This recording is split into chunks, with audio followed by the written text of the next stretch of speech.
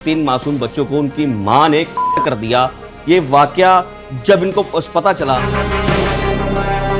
इन्होंने इन्वेस्टिगेट किया और कितनी देर में मुजरिम को वो सामने लेकर आए। और ਚੰਗੇ ਭਲੇ ਸੀ ਉਹਨਾਂ ਦੇ ਹੱਥ ਜਿਵੇਂ ਪਿਆ ਸੀ ਉਹਨੇ ਜਿਵੇਂ ਤੁਸੀਂ ਉਹਨੇ ਗੱਲ ਕੀਤੀ ਤਾਂ ਕਿ ਬੱਚੇ ਨੇ ਉਹਨੇ ਤੇ ਅੱਲਾ ਵੇਖਣ ਵਾਲਾ ਸੀ। साइकोलॉजिकल इन्वेस्टिगेशन की तो उसकी जो वालदा थी वो ब्रेक हो गई, उसने हमें सारा सीन रिवील कर दिया। तो फिर किसने किया?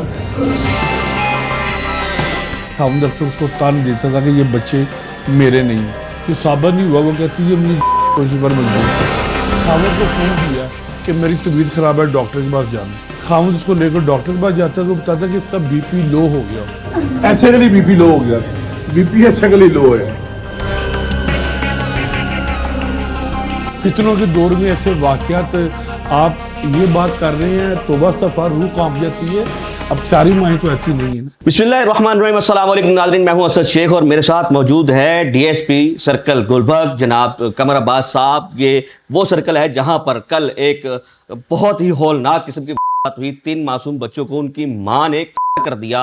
ये वाकया जब इनको पता चला, इन्होंने इन्वेस्टिगेट किया और कितनी देर में मुजरिम को वो सामने लेकर आए। और इसके अलावा क्या क्या इंकशाफात हुए जानने की कोशिश करते हैं। सर अस्सलाम वालेकुम सर, कैसे हैं आप? खैरियत से? ठीक ठाक।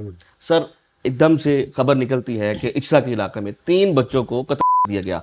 सीएम नोटिस ले लेती हैं, आईजी पंजाब साहब जो है वो इस पे नोटिस ले लेते हैं। पूरे लाहौर के करीब पुलिस वहाँ पर मौजूद होती है, हम भी वहाँ पर मौजूद थे, आप भी थे। ये वाकया इस तरह का जब आपको पता चला तो पहले तो आपके जहन में क्या आया कि कौन कर सकता है? ज़हन में क्या आया? सबसे पहली बात जो मुआशरा जिस तरह चल रहा है, दौरे फितना कुर्बे क़यामत है, यही ज़हन में आया कि माँ बाप में से कोई इन्वॉल्व होगा। सबसे पहला ये आपको अंदाजा हो गया था? सपोजिशन है ना, उसके बाद कोई दुश्मनी भी हो सकती है। तो वो पुलिस ने फौरी रिस्पॉन्ड किया। हमारे तमाम टीयर्स वहाँ पे मौजूद थे, हमारे डी साहब इन्वेस्टिगेशन वहाँ पे मौजूद थे, एसएसपी साहब ऑपरेशन वहाँ पे मौजूद थे, एसपी इन्वेस्टिगेशन माल्टन, हम सारे वहाँ पे मौजूद थे। जी बिल्कुल ऐसा ही है। तो हमने उसको हर पहलू से जांचना शुरू किया। क्राइम सीन वाली यूनिट बुलाया, फोरेंसिक साइंस वाले बुलाए, सब ने अपना अपना काम शुरू किया। उसके बाद उस फैमिली को इंटरोगेट किया। फिर गुत्थियाँ सुलझाते हम फिर तमाम अफसरान एक राय पर पहुँचे। उस राय को हमने मैच्योर किया और फिर उस पर जब हमने साइकोलॉजिकल एनालिसिस करके साइकोलॉजिकल इन्वेस्टिगेशन की तो उसकी जो वालदा थी वो ब्रेक हो गई, उसने हमें सारा सीन रिवील कर दिया। उसमें क्या उसने बताया कि ऐसा उसने क्यों किया? उसके अपने सगे बच्चे थे। उसने क्यों किया? जो उसने उसको बातें बताई हैं, एक तो गुर्बत का रोना था, दूसरा खामद के साथ लड़ाई झगड़े। खामद अक्सर उसको तान देता था कि ये बच्चे मेरे नहीं हैं, और वो कहती थी कि आप डीएनए करवा लो। फिर उसका ये भी इल्ज़ाम था जो साबित नहीं हुआ। वो कहती थी ये मुझे कोशिश पर मजबूर करता था। ठीक है, तो इन ऐसे कुछ तनाज़र में आके तो उसने फिर उससे जान छुड़वाने का सोचा कि मैं इससे जान कैसे छुड़वाऊँ। फिर उसने ये तरीक़ेकार अख्तियार कर लिया। और जब ये हमें इतला मिली है, वो बता रहे थे कि ये पहले मेडिसिन लेने के लिए गए, वापस आए, ताला टूटा हुआ था और बच्चों के गर्दन हुई थी।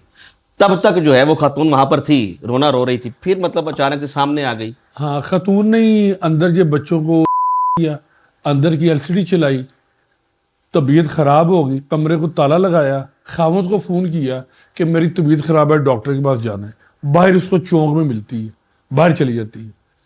खामद उसको लेकर डॉक्टर के पास जाता है तो बताता है कि इसका बीपी लो हो गया हुआ है, 80/40 पे आ गया हुआ है।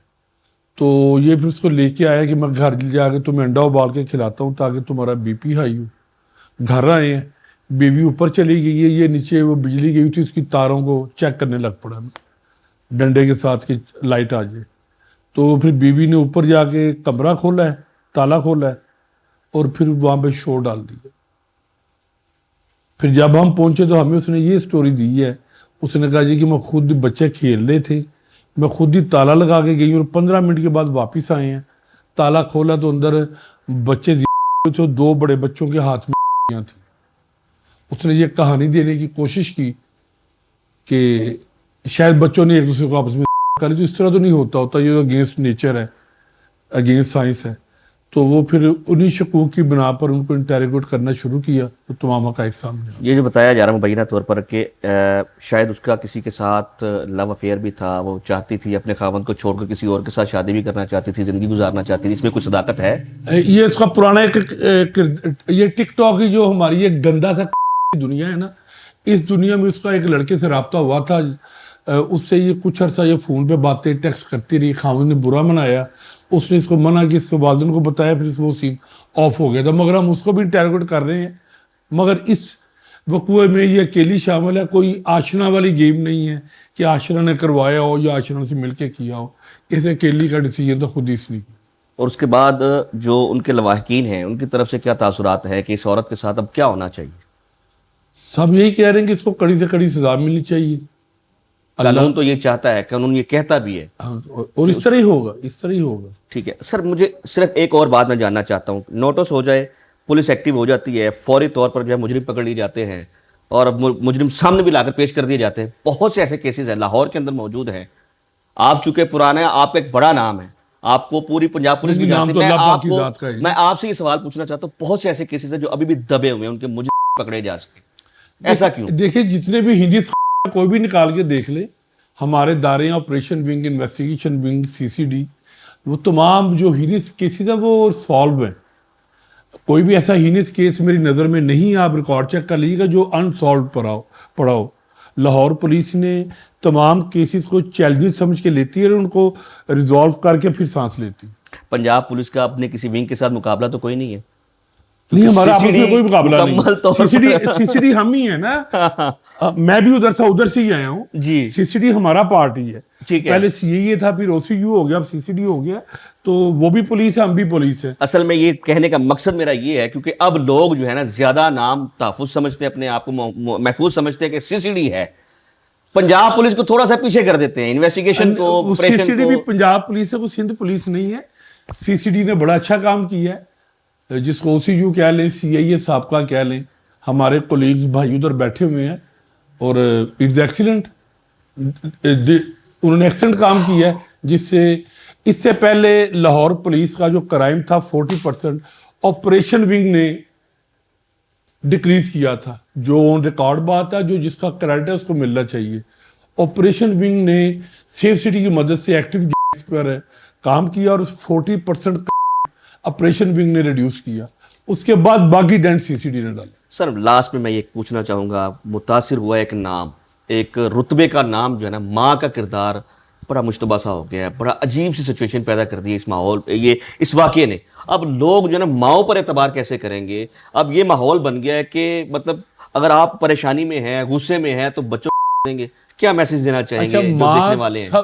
ماں اللہ کا ہی روپ ہوتا ہے، ماں سے قریبی رشتہ کوئی نہیں ہوتا اولاد کے لیے، ٹھیک ہے سر یہ بھی تو مگر یہ جس ہم دور میں ہیں نا، اس دور کے بارے میں پہلے بتا دیا گیا تھا، یہ قرب قیامت ہے، دور فتن ہے، ظہور امام مہدی کی خوشبو آ رہی ہے، فائنل سین سامنے آ گیا ہے، تو اس میں یہ فتنوں کے دور میں ایسے واقعات آپ یہ بات کر رہے ہیں، توبہ استغفار، روح کانپ جاتی ہے۔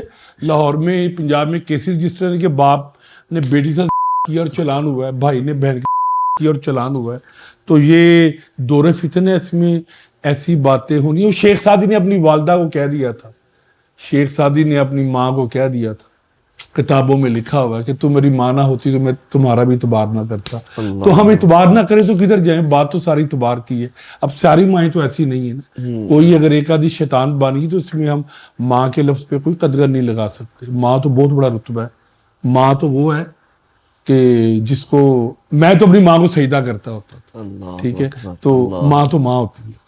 بس جدید دور ہے، بچے جو ہے سوشل میڈیا استعمال کرتے ہیں، جب ان تک یہ خبریں جاتی ہیں گھبرا جاتے ہیں، ڈر جاتے ہیں، خوف تو ہوتا ہے نا سر؟ اچھا، جو دین ہے نا، دین میں حکم ہے پردہ پوشی کا، جو ہمارا دین ہے نا، جی دین میں اللہ نے واضح حکم دیا ہے کہ بھوکے کو کھانا کھلاؤ، لوگوں کے لیے آسانیاں پیدا کرو اور پردہ پوشی کرو۔ اللہ کہتا ہے تم کسی کی پردہ پوشی کرو، ہم تمہاری پردہ پوشی کرتے ہیں۔ مجھے سوشل میڈیا کے گند کی سمجھ نہیں آئی، یہ شیطانی طاقتوں نے کیا پھیلا دی، ہم تو پردے اچھال رہے ہیں، لوگوں کی عزتیں اچھال رہے ہیں۔ مجھے ایک واقعہ یاد آ گیا، حضرت مولا علی بیٹھے ہوئے تو کچھ صحابی ان کے پاس آئے، ایک صحابی نے سوال کیا کہ سرکار میں آ رہا ہوں تو میں رستے میں دیکھتا ہوں کہ مرد اور عورت اور آپس میں کر رہے ہیں تو مجھے کیا کرنا چاہیے؟ تو مولا علی نے جواب دیا تھا کہ ان کے اوپر نا چادر ڈال دو. تو ہمارا سوشل میڈیا کیا ہے؟ ہمارا سوشل میڈیا تو ان کی لائیو ویڈیو بنائے گا اور ان کو نشر کرے گا, ان کو گندا کرے گا. یہ سب سوشل میڈیا کا گند ہے. پردے ڈالنے کا حکم ہے, اس سے اچھالنے کا حکم نہیں ہے. ہم تو دین پہ نہیں چل رہے. سوشل میڈیا دین کے مطابق 80% نہیں چل رہا, یہ اینٹی چل رہا ہے, ٹیبوز کر رہا ہے. لیکن کچھ شیطان جگہ کے پر- پجاریوں کا جو ایجنڈا ہے وہ اس پہ عمل کر رہا ہے. لیکن سر کچھ جگہوں پر شاید ہمیں کچھ دکھانا بھی ضروری ہوتا ہے تاکہ ایک جو ہے ہم ایک مثال بنا سکیں, ہم اس کو واضح کر کے بتا سکیں کہ یہ جرم ہوا ہے, اس کی سزا یہ ہوئی اور اب اس کو روکنا چاہیے.